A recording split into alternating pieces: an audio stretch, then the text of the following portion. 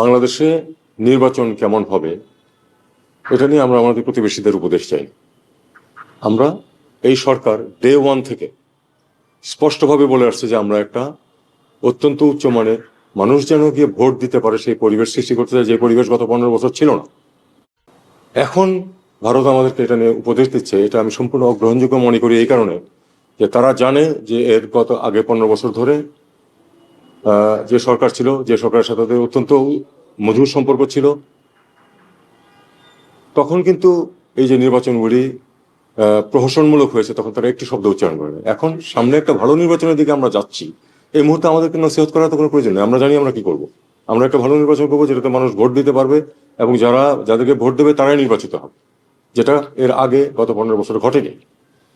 তো এই জিনিসটা আমাদের কাছে সম্পূর্ণ অগ্রহণযোগ্য। আর বাকিটুকু তো কিছু থাকে যে আমরা একটা কিছু বলি তারা আমাদের সাথে একমত নাই হতে পারে, সেটা আমি কিছু মনে করি না।